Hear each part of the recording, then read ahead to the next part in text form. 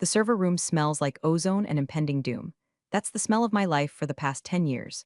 While the rest of the company is upstairs playing grab ass with marketing budgets and ordering organic kale salads for lunch, I'm down here in the sub-basement, making sure the digital plumbing doesn't burst and spray radioactive sewage all over our Department of Defense contracts. I'm Margaret. I'm the systems compliance lead. It sounds fancy, but really, I'm a glorified janitor for classified data. I clean up the messes before the federal government notices them. I'm the only reason this company hasn't been audited into a smoking crater in the ground. It was a Tuesday when the axe fell. Tuesday is a garbage day for bad news. It ruins the whole rhythm of the week. I was deep in a level 3 audit log, tracking a packet loss that looked suspicious when my phone buzzed. It was HR. Bring your badge, the text said. Classic. Subtle as a brick through a windshield. I walked into the glass-walled conference room on the 12th floor. The air conditioning was set to meet locker, probably to preserve the new CFO's ego. His name was Greg. Greg looked like he was assembled in a factory that makes generic villains for Hallmark movies, too much teeth, a suit that cost more than my car, and eyes that were dead inside. He'd been here 3 weeks. He didn't know a server from a toaster oven. Margaret, Greg said, leaning back in his ergonomic chair like he was about to bestow wisdom upon a peasant. We've been reviewing the operational expenditures. Specifically, your department. I am the department, Greg, I said, not sitting down. My knees were killing me from crawling under the racks earlier. Exactly, he smiled. It was a shark smile. And you're very premium. We found a solution that's more aligned with our new fiscal agility strategy. Fiscal agility, I repeated. The phrase tasted like expired milk. You mean you found someone cheaper? Significantly, he said, sliding a folder across the mahogany table. We've contracted an external team, offshore, very dynamic. They start tomorrow. We'll need your access keys and your badge by end of day. I looked at him. I really looked at him. I looked for a sign of intelligence, a flicker of understanding that we handle data that requires TS/PSI clearance protocols. I saw nothing but dollar signs and the reflection of his own veneers. Greg, I said, my voice dangerously calm, does this dynamic new team have federal clearance? Do they know the handshake protocols for the DoD uplinks? Because if they don't, you're not just breaking a contract. You're committing a felony. He laughed. He actually chuckled like I was a toddler explaining quantum physics. You tech people always make it sound so dramatic. It's just data, Margaret. It's ones and zeros. Don't worry about the big picture. That's my job. By the way, if you're enjoying watching a corporate suit casually destroy his own life, do me a solid and hit that subscribe button and upvote. It keeps the caffeine flowing and the stories coming. Seriously, do it now because it's about to get ugly. I stood there for a solid 10 seconds. The rage was a hot stone in my gut. I wanted to scream. I wanted to throw the heavy oak chair through the glass wall. I wanted to explain that the ones and zeros he was talking about were logistics coordinates for military hardware. But then, a cold, dark feeling washed over me. It was the feeling of a calm sea right before a tsunami. Okay, I said. Greg blinked. He was expecting a fight. He was expecting begging.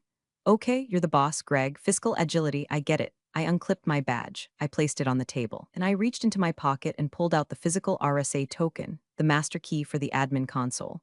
I set it down next to the badge with a soft click. I assume this new team is ready to take over the handshake at midnight? I asked. They're fully briefed. Greg waved a hand dismissively. You can pack your personal items. I walked out. I didn't storm. I didn't slam the door.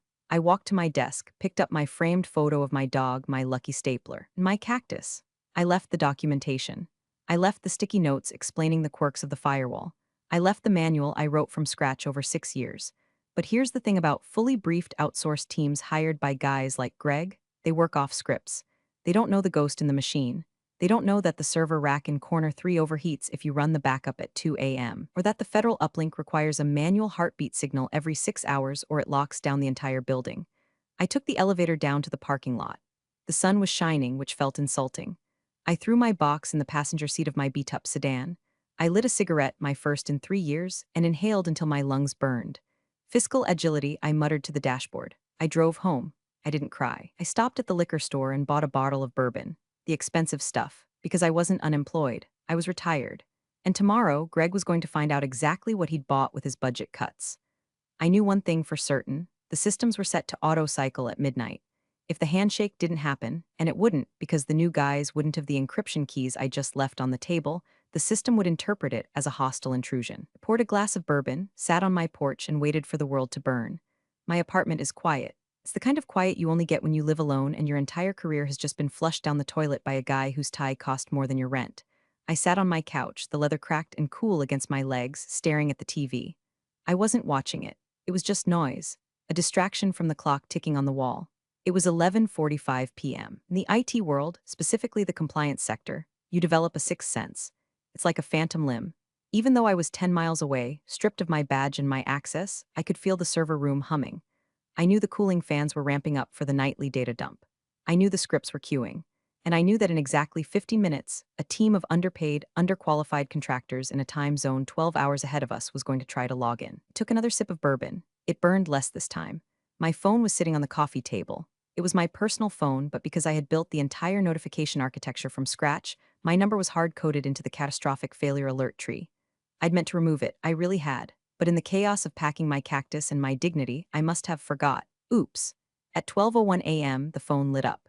The screen glowed harsh blue in the dim living room. I didn't pick it up immediately, I just looked at it. A single notification.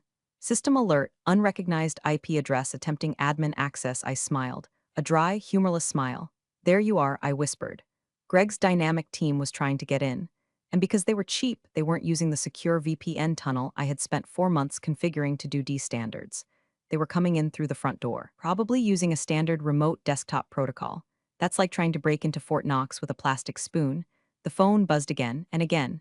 System alert, incorrect credentials. Attempt 2, system alert, incorrect credentials. Attempt 3, here's the kicker. The system they were trying to access wasn't the payroll database. It wasn't the marketing drive. It was the secure repository for Project Arrows, a subcontract involving logistics data for troop movements. You don't just log into Project Arrows. You need a physical token, a biometric scan, and a specific IP clearance. Greg had the token. It was sitting on the conference table where I left it, but Greg was probably asleep in his McMansion, dreaming of his quarterly bonus. The contractors didn't have the token. They just had a username and a password provided by IT support. The phone buzzed a fourth time. System alert, unauthorized user detected in restricted zone. Protocol 7 initiated. My stomach dropped. Protocol 7. I wrote Protocol 7. It's the digital equivalent of locking the doors, barring the windows, and releasing the hounds. Protocol 7 doesn't just block access. It flags the attempt as a hostile act. It assumes the user is a foreign agent or a hacker. It immediately snapshots the IP address, MAC address, and this is the beautiful part, it starts a silent trace. If I was a good employee, this is the moment I would call Greg. I would call the emergency line. I would scream, unplug the router, stop them. But I wasn't an employee. I was a liability. I was too expensive. I watched the phone vibrate across the table, dancing towards the edge. The contractors were persistent. I could practically see them, sitting in a call center halfway across the world, sweating, staring at a screen that just kept saying access denied. They were probably messaging their manager, who was messaging Greg's deputy, asking why the credentials weren't working. They would try to bypass it. They always do. They think it's a glitch. They think if they just force the command line, it'll open up. The phone buzzed again. A new message this time. Critical, firewall breach attempted on port 8080. Oh, you idiots, I said aloud, shaking my head. Port 8080. They were trying to route through the web traffic. By doing that, they had just crossed the line from incompetent to active threat. The system was designed to react to this specific behavior. It wasn't just logging errors anymore. It was building a case file. Every keystroke they made was being recorded and packaged into a tidy little zip file labeled evidence. I poured another drink. The amber liquid swirled in the glass. I pictured the server room. The lights on the racks would be flashing from green to amber now. The fans would be screaming as the encryption algorithms kicked into overdrive to protect the core data. Someone at the office, probably the night janitor or a sleepy security guard, might hear the fans revving up like a jet engine. But they wouldn't know what it meant. My phone finally stopped buzzing for a moment. Silence. Then, a different tone. A sharp, piercing ping. I picked it up. Alert, Federal Compliance Watchdog triggered. Level 1. That was it. The first domino had fallen. The system had detected the breach attempt on a classified sector, and as per the Patriot Act compliance software I installed, it had sent a hello ping to the external monitoring station. The monitoring station isn't in our building. It's in a nondescript office park in Virginia. The contractors had just knocked on the door of the Department of Defense and run away. I sat back, the leather creaking. My heart was pounding, a heavy thudding in my chest. This was bad. This was career-endingly bad for the company. If I intervened now, I could maybe stop it before it went to level 2. I could log in through my backdoor, which still worked because I'm not an idiot, and kill the connection. I could save Greg's ass. I looked at the empty spot on the wall where my diploma used to hang. I remembered the smirk on Greg's face. Fiscal agility. I put the phone face down. Not my problem, I said. But the night was young, and the new team was just getting started. I couldn't stay in the apartment. The silence was too loud, and the urge to fix things was an itch under my skin I couldn't scratch. So at 1:30 a.m., I found myself at the Rusted Spoon, a 24-hour diner that smelled of stale grease and despair. It was perfect. I ordered black coffee and a slice of pie that looked like it had been sitting in the display case since the Reagan administration. I opened my laptop. Now, before you judge me, understand this. Greg revoked my network admin credentials. He took my RSA token. He locked me out of the servers. But Greg, in his infinite wisdom, forgot that the building's physical security system, the cameras, the badge readers, runs on a completely separate legacy network. Network that I, coincidentally, also maintain because the facilities manager, Dave, couldn't figure out how to reset his password. I still had the master login for the cameras. I typed in the IP address, bypassed the certificate warning, classic Dave, never updated the SSL, and there it was. A grid of 16 grainy black and white feeds. The office was dark. Empty cubicles stretched out like a graveyard of ambition. The cleaning crew had already left, but wait. Camera 4, the server room. There was movement, not a person, but lights. The status LEDs on the main mainframe were strobing like a disco in a seizure. Red, amber, red, red, and then on camera 2, the main bullpen, I saw a monitor flicker on. It was Greg's deputy's computer. The screensaver vanished, replaced by a remote desktop window. The mouse cursor moved jerkily across the screen. The dynamic team was trying to troubleshoot. Since they couldn't get into the server directly, they were remote controlling a desktop PC inside the network, hoping to pivot from there. It was painful to watch. It was like watching a monkey try to perform open-heart surgery with a hammer. I zoomed in on the feed. The resolution was trash, but I could make out the windows opening and closing. Command prompt, control panel, network settings. They were changing the DNS settings. Oh God, I whispered into my coffee cup. The waitress, a woman named Barb who looked like she'd fought a bear and won, topped off my mug without asking. Trouble with the boyfriend? She rasped. Something like that, I said. He's an idiot. They all are, honey. Eat your pie. I watched the screen on my laptop. Changing the DNS settings inside a secure enclave is a massive red flag. It tells the automated security system that the internal network is being hijacked. Suddenly, on the camera feed, the lights in the server room stopped flashing. They went solid red, all of them. Lockdown initiated. I didn't need a notification to know what happened. The system had had enough. It had isolated the core. It had severed the connection to the internet to protect the data. The mouse cursor on the remote desktop in the bullpen froze. The connection was dead. The contractors had just locked themselves out. I laughed, a short, sharp bark of laughter that made a trucker 2 booths over look up from his hash browns. But then I saw something else. Camera 1, the lobby. A security guard, old Mr. Henderson, was looking at his panel. He picked up the phone. He looked confused. He was dialing a number. He wasn't dialing the police. He was dialing the emergency contact listed on the wall. My phone rang. I stared at it. It was the building front desk. Mr. Henderson was calling me because my name was still on the in case of fire or cyber apocalypse sheet pinned next to the fire alarm. I let it ring. It rang 4 times, then went to voicemail. I could imagine Mr. Henderson's voicemail. Miss Margaret? The lights are doing that blinking thing again, and the air conditioning just shut off in the server room. It's getting real quiet in here. Just thought you should know. The AC shutting off. That was a side effect of the lockdown. To prevent fire spread, the AC dampers close. But without AC, that server room was going to turn into an oven in about 45 minutes. And while the data was encrypted, the hardware was about to cook itself. I took a bite of the pie. It tasted like cardboard and cherries. I switched tabs on my laptop to my email, my personal email. I drafted a message to Greg. Subject, FYI body, Greg. Seems like you might be having some teething issues with the new team. Remember, fiscal agility comes with risks. Best of luck. I hovered over the send button. Then I deleted it. No, he needed to learn. He needed to feel the heat. I watched the temperature gauge on the server room camera overlay. It was creeping up. 72 degrees, 75 degrees, 78 degrees. At 85 degrees, the thermal alarms would trigger. Those alarms don't just go to Mr. Henderson. They go to the fire department. And when the fire department shows up to a facility holding classified DoD data, they are required to notify the local federal liaison. I checked my watch.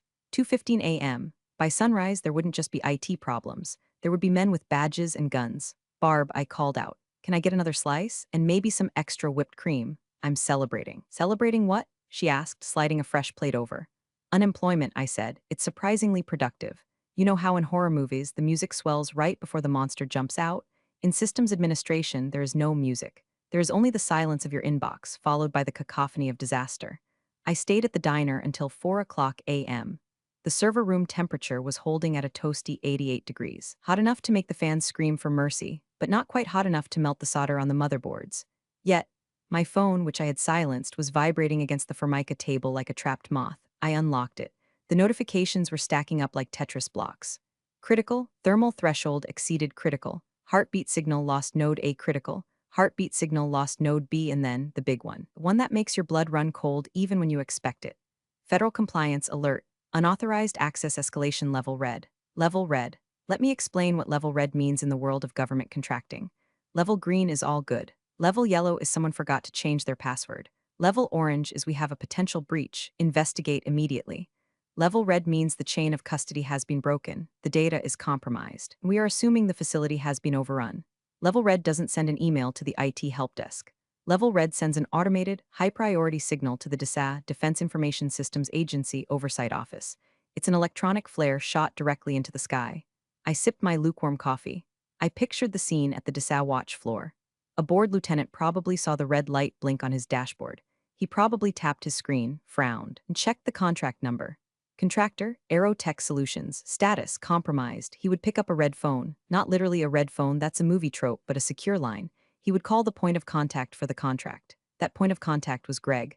I closed my eyes and let the satisfaction wash over me. It was 4:15 a.m. Greg's phone was about to ring, and it wasn't going to be a telemarketer. Imagine Greg fumbling for his phone on his bedside table, his silk pajamas rustling. He'd answer, groggy, expecting a wrong number. This is Colonel Redacted from Defense Oversight. We have a level red signal originating from your server farm. Confirm status immediately. Greg wouldn't know what a level red was. He'd probably think it was a prank. He'd say something stupid like, "Who is this? Call me during business hours," or worse, he'd try to bluff. "Oh yes, Colonel. Just a minor glitch. Fiscal agility, you know?" The Colonel would not care about fiscal agility. Back on my laptop, the camera feed showed a new development. The lights in the office lobby jerked on.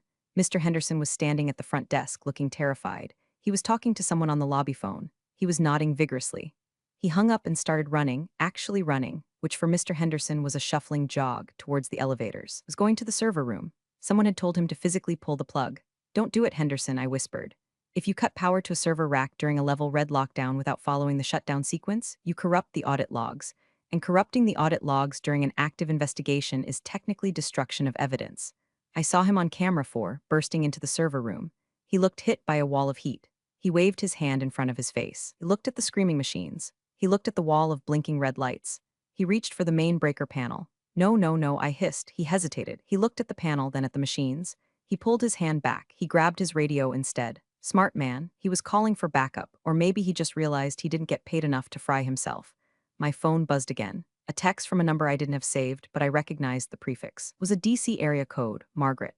"This is Agent Miller, DoD Cyber Division. We show a level red at your facility. Your number is listed as the secondary technical lead. Status?" I stared at the text. They were reaching out to me. The system still had me listed. I had a choice. I could text back. I could say I was fired yesterday. Not my circus, not my monkeys. But that would tip my hand. That would make me look bitter. I ignored the text. Let them find out the hard way. Let them realize that the only person who knew the difference between a cyber attack and a budget cut was currently eating cherry pie in a diner 5 miles away. The sun was starting to crack the horizon, painting the sky in bruised purples and bloody oranges. The world was waking up, and Greg was about to have the worst morning of his life. I finally went home around 6 o'clock a.m. I needed a shower to wash off the diner smell and the residue of moral ambiguity. I stepped out of the shower, wrapped in a towel, and checked my phone. 7 missed calls, 5 voicemails, all from Greg. I sat on the edge of my bed and played them on speaker like a podcast of a man's soul leaving his body. Voicemail 1, 4:48 a.m. "Margaret, it's Greg. Listen, we're getting some weird automated calls. Probably a glitch in that old system you built. I need the passcode to shut off the alarm. The noise is annoying the new team. Call me back." Tone, annoyed, condescending. He still thought he was in charge. He blamed my system. Classic narcissist. He thought the alarms were the problem, not the symptom. Voicemail 2, 5:15 a.m. "Margaret, Greg again. The remote team can't log in. They're saying the server is rejecting their IP. Did you change something before you left? If you sabotage the network, I will have legal on you so fast your head will spin. Pick up the phone." Tone, aggressive, accusatory. He was trying to find a scapegoat. He was scared, but he was covering it with anger. Voicemail 3, 5:42 a.m. "Margaret, look. I have a colonel on the other line. He's asking about chain of custody. I don't know where the physical logs are. You said you left documentation? It's not on your desk. Just call me. We can work this out. Maybe contract you for a few hours of consulting." My rate, tone, bargaining. The cracks were showing, my rate, as if he was doing me a favor. He was realizing that he couldn't bluff a colonel. Voicemail 4, 6:10 a.m. "Margaret, please, the AC is off. The servers are overheating. Henderson says he can't reset it without a code. The fire department is here. They're threatening to hose down the room if the temp doesn't drop. I don't know the code. Why is there a code for the AC? Call me." Tone, panic, pure unadulterated panic. The fire department, that was a nice touch. I hadn't anticipated them arriving this early, but the thermal sensors must have tripped the building-wide safety. Voicemail 5, 6:30 a.m. They're locking the doors, Margaret. Some guys in suits just walked in. They're not police. They're federal. They're asking for the security officer. That's you, or it was you. I told them you were unavailable. They said to find you, please. I need you to come in. I'll pay whatever. Just make it stop. Tone defeat. I listened to the last one twice. Just make it stop. I stood up and walked to my closet. I picked out my outfit carefully, not a suit. I wasn't an employee. I chose dark jeans, boots, and a black blazer. Sharp, professional, but distinct. I wanted to look like a consultant. I wanted to look like the expert they couldn't afford. I made a fresh pot of coffee. I didn't call him back. Why? Because you never interrupt an enemy when he is making a mistake. And Greg was currently making the mistake of trying to explain a level red breach to federal agents without his compliance officer. Every word he said to them was digging his grave deeper. Every excuse about fiscal agility was going to be noted in a sworn affidavit. I sat by the window and watched the street. It was a beautiful morning. Birds were singing. The trash truck was rumbling down the alley. And 3 miles away, my former office was being turned into a crime scene. My phone rang again. It wasn't Greg. It was a private number. I knew who it was. It wasn't Agent Miller this time. It was the heavy artillery. I let it ring until the very last second. Then I picked up. This is Margaret. Ma'am, this is General Vance, Department of Defense, Cyber Command. Do not hang up. His voice sounded like gravel in a cement mixer. It commanded attention. I'm listening, General. We have a situation at Aerotech. Your name is on the primary clearance protocols. The current management seems unable to access the system to verify data integrity. We are initiating a containment protocol. I'm aware of the company, General. I used to work there. As of yesterday afternoon, I was terminated. There was a silence on the line. A heavy, pregnant silence. Terminated? The General asked. His voice dropped an octave. You were the holder of the TS/PSY keys. You were terminated without a handover? I was told I was too expensive, General, and that a new dynamic team would be handling things. I could hear the General inhaling. It sounded like a jet intake. I see, he said. The menace in his voice wasn't directed at me anymore. Ma'am, I am requesting your assistance. Not as an employee of Aerotech, but as a cleared citizen. Can you come to the site? I can be there in 20 minutes, I said. Good, I'll have a team meet you at the perimeter. Bring your ID, yes, sir. I hung up. I checked my makeup in the mirror. I looked tired but fierce.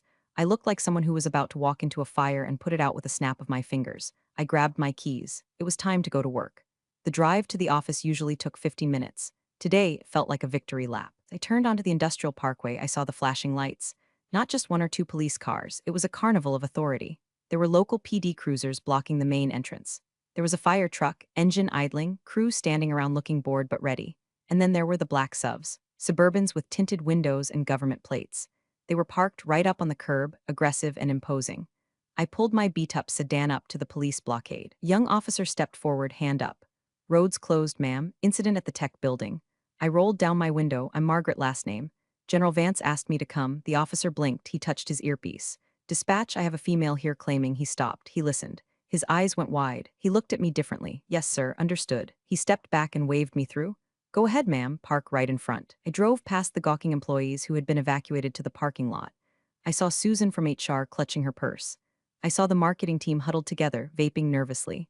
They all watched me drive by. They knew I was fired yesterday. They looked confused. Why is she back? Why are the cops letting her in? I parked my car next to one of the black SUVs. It looked like a toy next to a tank. I stepped out. The air smelled of exhaust and stress. Two men in suits approached me. They didn't look like Greg's corporate lawyers. They looked like they ate corporate lawyers for breakfast. They had earpieces and no sense of humor. Miss last name? One asked. That's me, follow us. The general is inside. They escorted me to the front doors. The glass doors were taped off with yellow tape that said Federal Crime Scene Do Not Enter. One of the agents lifted the tape for me. I ducked under it. The lobby was chaos, or rather, controlled chaos. Uniformed officers were taking photos. Technicians in blue windbreakers with DOJ forensics on the back were unpacking gear cases. And there in the center of the room was Greg. He looked melted. His expensive suit was rumpled. His tie was loosened. He was sweating so much his forehead was shining under the emergency lights. He was shouting at a man in a military uniform, a man with 2 stars on his shoulder. I'm telling you, it's a misunderstanding. Greg was pleading, his hands waving frantically. It's a glitch. We hired a top-tier vendor. The General Vance stood like a statue. He was tall, gray-haired, and radiated an aura of absolute intolerance for bullshit. He wasn't even looking at Greg. He was looking at the ceiling as if praying for patience. My escort stopped. General 1 said, she's here. General Vance lowered his gaze. He turned slowly. He saw me. Greg spun around. His eyes locked onto me. For a second, I saw hope. Then I saw fear. Margaret, Greg shouted. He started to lunge toward me, but a federal agent stepped in his path, blocking him with a stiff arm. Margaret, tell them it's just a server error. Fix it. I didn't look at Greg. I looked at the general. I walked over to him, my heels clicking on the marble floor. The sound echoed in the sudden silence of the lobby. "General Vance," I said, extending a hand. "Margaret, Systems Compliance." He took my hand, his grip was firm, Miss Last Name. "I've heard a lot about your absence. I'm afraid my employment was terminated yesterday due to budget cuts," I said, loud enough for the agents nearby to hear. "I was told I was too expensive." The general looked at Greg. The look could have peeled paint off a battleship. "Too expensive," the general repeated. He looked around the lobby at the dozens of agents, the police, the forensic teams. "Well, this operation is currently costing the U.S. taxpayer about $50,000 an hour, so I'd say that was a miscalculation." Greg made a whimpering noise. "What is the status of the data, General?" I asked, slipping back into professional mode. "We don't know," Vance said. "The system is in total lockdown. We can't get past the encryption you set up. And since your successor here," he jerked a thumb at Greg, "doesn't know the difference between a root key and a root vegetable, we are stuck." "The thermal alarms?" "The fire department wanted to flood the room. I stopped them, barely. We have about 20 minutes before the hardware cooks itself." I nodded. "I can stop it. But I need my credentials restored, and I need a terminal." "You have whatever you need," Vance said. "Actually," I said, turning to look at Greg, "I don't. My RSA token is on the conference table upstairs. My user account was deleted." Vance turned to Greg. "Where's the token?" Greg stammered. I think maybe the cleaners find it," Vance barked. "Now." Two agents grabbed Greg by the arms. "Show us." They dragged him toward the elevators. I looked at the general. "I can bypass the token if I have root access, but I need to be reinstated in the system." "Consider it done," Vance said. "You're working for me now." We took the stairs to the server room level. The general didn't seem the type to wait for elevators. The hallway outside the server room was sweltering. The heat was radiating through the heavy security doors. It felt like standing next to a blast furnace. The silence from inside was terrifying, no hum of fans, just the ticking of cooling metal expanding and contracting. "Forensics team, clear the area," Vance shouted. The technicians stepped back. "It's all yours," Vance said. I approached the crash cart. Portable terminal plugged directly into the emergency port on the wall. This was the only way in during a hard lockdown. I cracked my knuckles. It was a cliché, but I needed the moment. The screen was black with a blinking red cursor. System halted. "Enter admin key." I started typing. My fingers flew across the keyboard. I wasn't just typing a password, I was writing a script to override the thermal shutdown sequence manually. "Status?" Vance asked, hovering over my shoulder. "The core is intact," I said, reading the raw hex code scrolling down the screen. The automated defense worked. It walled off the data. "But the heat is critical. 92 degrees. If we don't get the fans on in 2 minutes, the drives will warp." "Do it."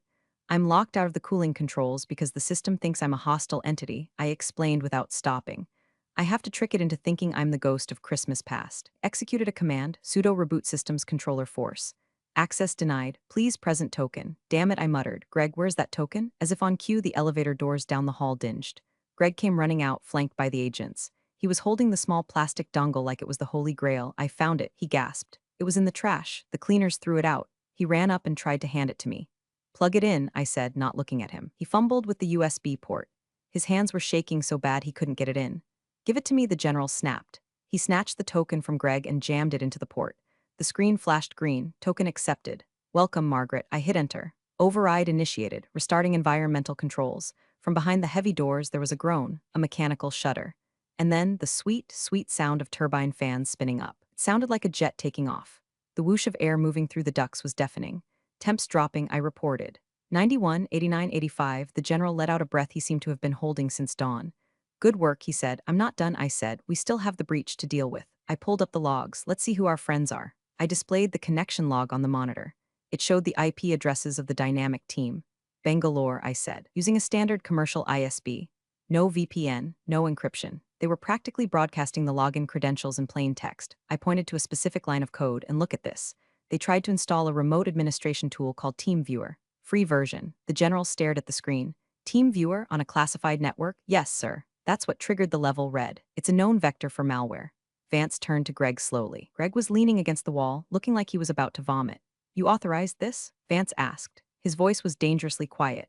They said they were industry standard," Greg whispered. "You handed access to a DoD database to uncleared civilians using free software," Vance said.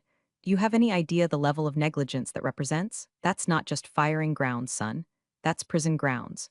Greg slid down the wall until he was sitting on the floor. I was just trying to save money," he sobbed.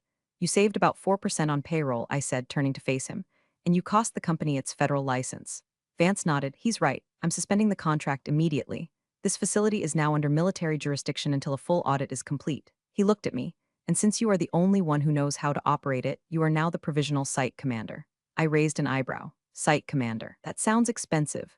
Vance actually cracked a smile. A small, grim smile. We pay market rates, Margaret, plus a hazard bonus. I accept, I said, then I looked at the screen again. The new team was still trying to ping the server. Connection attempt 452, General, I said. Would you like to do the honors? What honors disconnecting them? I typed a command, release the hounds. Okay, the command was actually execute trace and block, but in my head, it was cooler. I'm sending a traceback signal to their ISB, flagging the IP as participating in a cyber attack against the US government, I explained.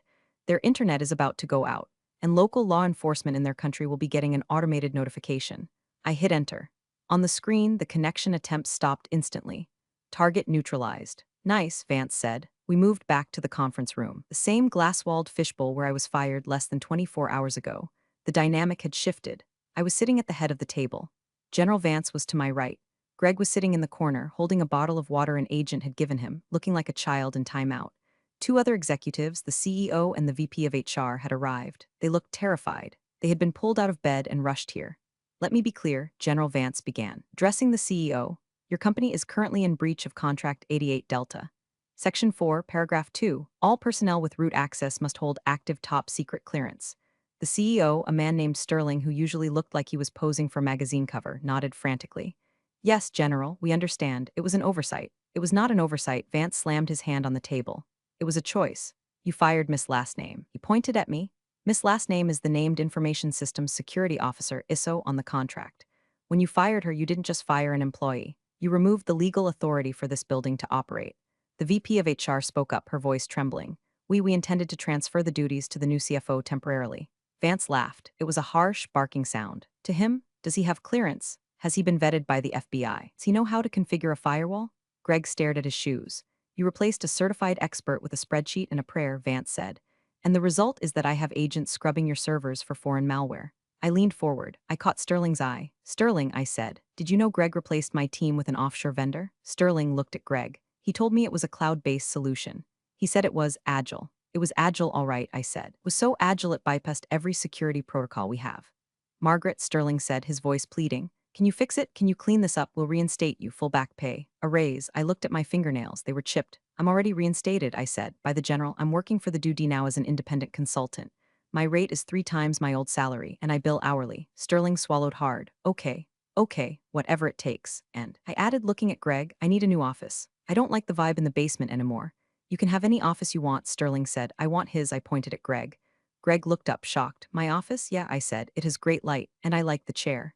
General Vance stood up. This meeting is adjourned. Sterling, get your lawyers. You're going to need them. Greg, the agents outside would like a word with you about the missing logs from last night. Attempting to hide evidence during a federal investigation is another felony to add to the list. Greg stood up shakily. He looked at me one last time. I just wanted to save the company money, he whispered. You get what you pay for, Greg, I said. And sometimes you pay for what you get. 2 agents stepped into the room. Sir, come with us. They led him out. I watched him go through the glass walls. He looked smaller than he did yesterday. Sterling looked at me. Margaret, I'm sorry. I didn't know. That's the problem, Sterling, I said. You didn't know and you didn't ask. You just saw a smaller number on a spreadsheet and signed the paper. I stood up. I have work to do. The servers are cooling down, but I have to rebuild the entire access control list from scratch. It's going to take all weekend. Of course, Sterling said. Anything you need. Coffee, I said, and not the break room sludge. Send someone to get the good stuff. By noon, the chaos had subsided into a dull roar. The police were gone. The fire trucks were gone. Only the black subs remained. I sat in the corner office on the 12th floor. The view was spectacular. You could see the whole city. I spun around in the ergonomic chair. It really was comfortable. General Vance knocked on the open door frame. Settling in, he asked. It'll do, I said. He walked in and handed me a folder.